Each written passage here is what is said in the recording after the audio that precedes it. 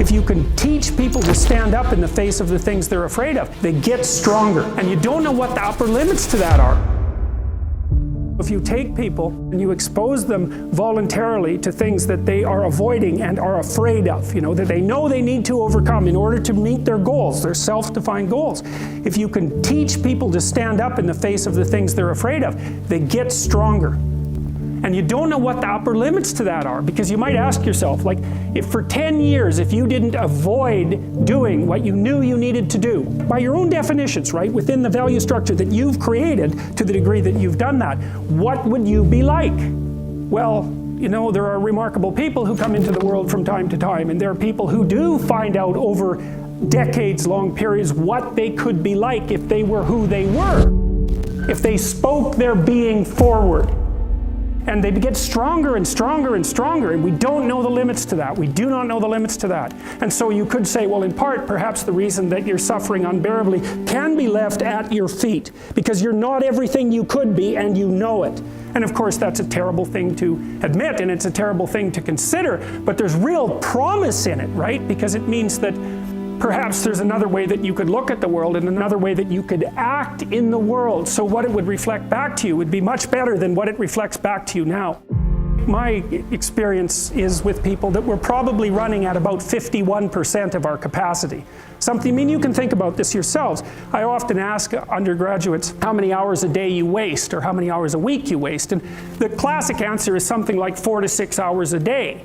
Inefficient studying, watching things on YouTube that not only do you not want to watch, that you don't even care about, that make you feel horrible about watching after you're done. That's probably 4 hours right there. You think, well, that's 25 hours a week, it's 100 hours a month, that's 2.5 full work weeks, it's half a year of work weeks per year.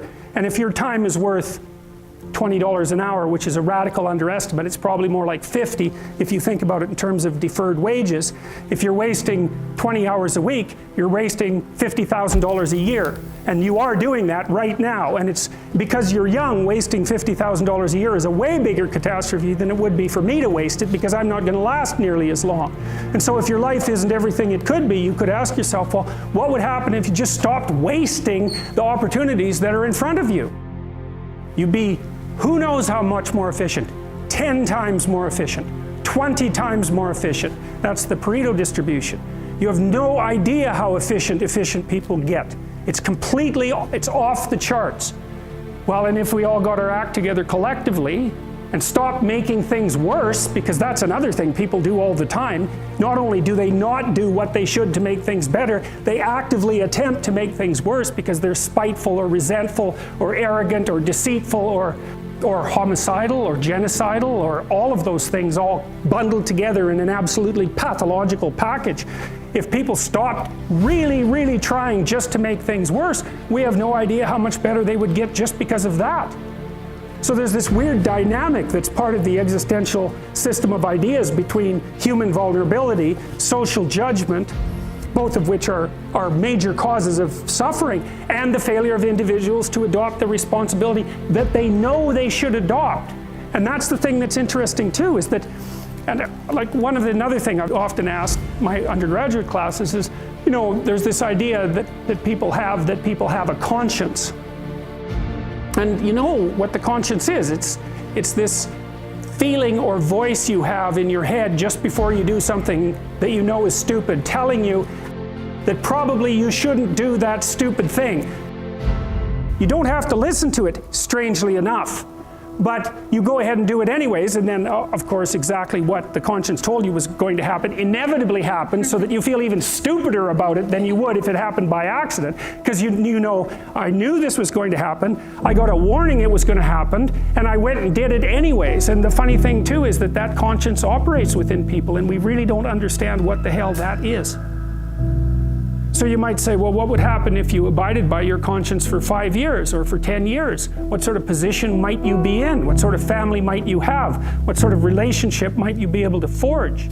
And you can be bloody sure that a relationship that's forged on the basis of who you actually are is going to be a lot stronger and more welcome than one that's forged on the basis of who you aren't. Now, of course, that means that the person you're with has to deal with the full force of you in all your ability and your catastrophe, and that's a very, very difficult thing to negotiate. But if you do negotiate it, well, at least you have something, you have somewhere solid to stand, and you have somewhere to live. You have a real life, and it's a great basis upon which to bring children into the world, for example, because you can have an actual relationship with them instead of torturing them half to death, which is what happens in a tremendously large minority of cases. Well, it's more than that too, because, and this is what I'll close with, and this is why I wanted to introduce Solzhenitsyn's writings to you, you see, because it isn't merely that your fate depends on whether or not you get your act together and to what degree you decide that you're going to live out your own genuine being. It isn't only your fate, it's the fate of everyone that you're networked with. And so, you know, you think, well, there's 9 billion, 7 billion people in the world. We're going to peak at about 9 billion, by the way, and then it'll decline rapidly, but 7 billion people in the world, and who are you? You're just one little dust mote among that 7 billion, and so it really doesn't matter what you do or don't do, but that's simply not the case.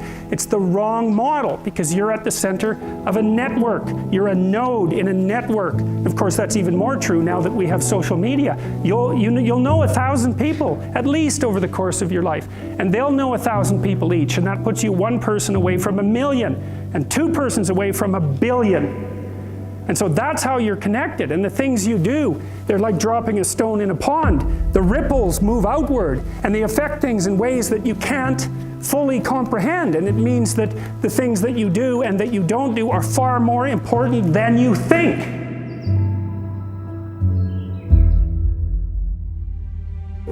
Well, of course, the terror of realizing that is that it actually starts to matter what you do. And you might say, well, that's better than living a meaningless existence. It's better for it to matter.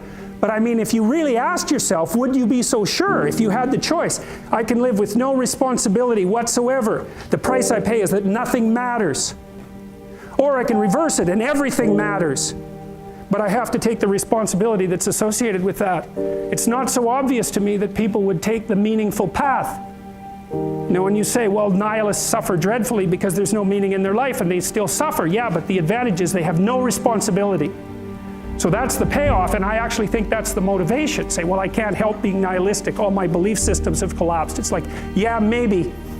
Maybe you've just allowed them to collapse because it's a hell of a lot easier than acting them out.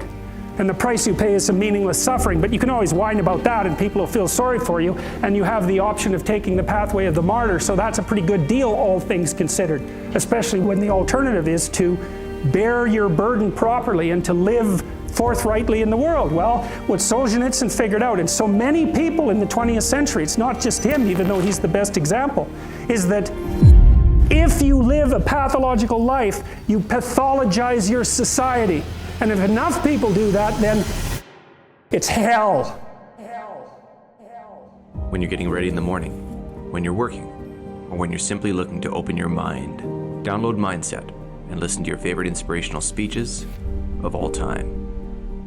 Your brain is the most powerful weapon in the world.